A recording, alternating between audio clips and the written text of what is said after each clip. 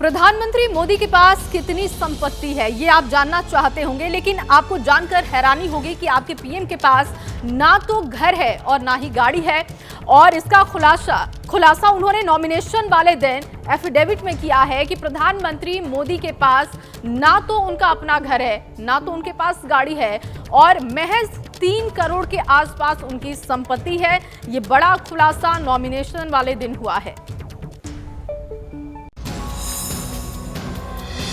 ये रुतबा, ये इज्जत और दुनिया में देश का डंका बजाने वाले पीएम जब काशी में तीसरी बार नामांकन के लिए पहुंचे तो माहौल मोदीमय हो गया। नॉमिनेशन से पहले पीएम मोदी ने दशाश्वमेध घाट पर मां गंगा और काल भैरव से आशीर्वाद लिया।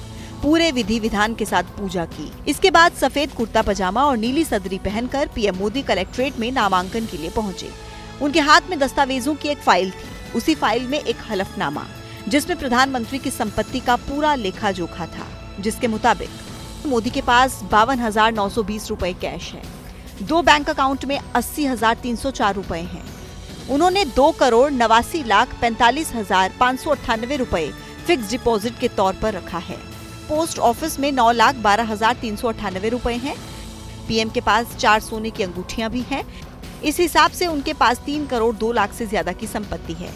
हलफनामे में उन्होंने लिखा कि उनके पास जमीन, घर और कार नहीं है।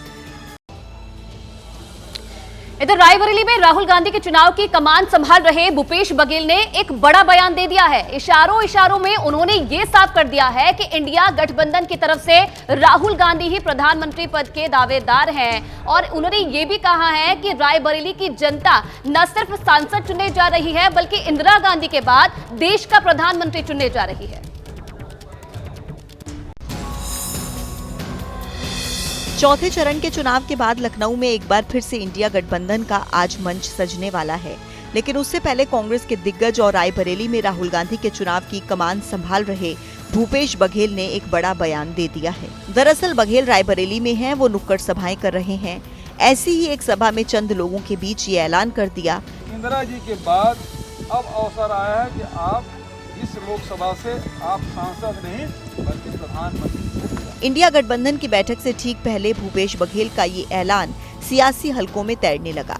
बीजेपी भी इंडिया गठबंधन से पीएम पद के चेहरे पर बार बार सवाल उठाती रही है। राहुल गांधी जी सबसे पहले अपने आप को पीएम कैंडिडेट के रूप में घोषित करना जरूरी है, उसके बाद मोदी जी के साथ वो डिबेट कर सकते हैं। ये तो रही बीजेपी की बात, लेकिन राहुल को चेहरा बनाने के सवाल पर इंडिया गठबंधन के कई नेता पहले ही कह चुके हैं कि चुनाव जीतने के बाद इस मुद्दे पर फैसला लिया जाएगा। जैसे ही घड़ी का काटा दोपहर 2:30 पे आए, बबीता जी का दिल सास बहू साजिश के लिए मचल जाए। और ये है इनकी बहू, पूरे दिन ऑफिस की टेंशन हो जाए गॉन जब ये करें अपना फेवरेट शो फ्री टाइम पे ऑन।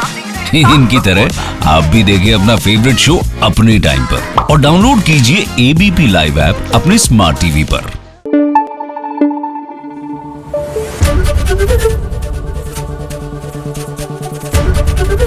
एबीपी न्यूज आपको रखे आगे।